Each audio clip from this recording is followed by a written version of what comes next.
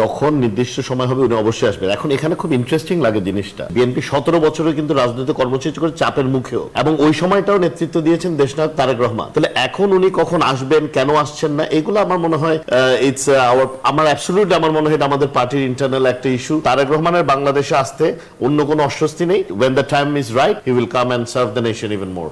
বিএনপির ভারপ্রাপ্ত চেয়ারম্যান তারেক রহমানের প্রসঙ্গে আসতে চাই। উনি এই মুহূর্তে লন্ডনে রয়েছেন, উনি দেশে কেন ফিরছেন না, কবে ফিরবেন? আমরা যতদূর জানি যে এখানে আপনারা দুজনই আছেন, যে বিএনপির পলিসি লেভেলে আছেন এবং আপনারা ভেতরকার অনেক খবর জানেন। আমরা একটু জানতে চাই, এটা জনগণের প্রশ্ন, কবে ফিরবেন তারেক রহমান?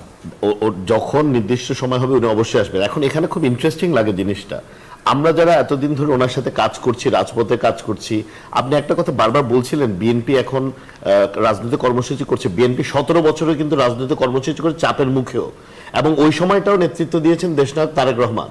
তাহলে এখন উনি কখন আসবেন, কেন আসছেন না, এগুলো আমার মনে হয় ইটস আমার অ্যাবসলিউটলি আমার মনে হয় এটা আমাদের পার্টির ইন্টারনাল একটা ইস্যু। যেদিন ওনার সবকিছু ইজ কারেক্ট, ওনার সবকিছু রেডি হবে, অবশ্যই উনি আসবেন, এবং আমরা ওনার জন্য সব রকমের আমরা প্রস্তুতি রেডি করছি। দেখা যাবে অতি শীঘ্রই উনি আমাদের মাঝে ফেরত আসবেন, কারণ এখন ফেরত না আসার তার কোনো যৌক্তিক কারণ, বা আওয়ামী লীগ যেগুলো আগে বলতো তারা তো সবগুলো নিজেরাই করেছে, পালাবে না বলে পালিয়েছে, দেশের আইনকে অ্যাভয়েড করে ইভেড করে তারা এখন বিদেশে বসে রয়েছে। তো এগুলো তো আর এখন আমাদের বিষয় না। আমাদের প্রত্যেকটা মামলার সুরাহা কোর্টের মাধ্যমে হয়েছে, কোনো মামলা প্রত্যাহার করা হয়নি, এবং তারেক রহমানের বাংলাদেশে আসতে অন্য কোনো অস্বস্তি নেই। when the time is right he will come and serve the nation even more।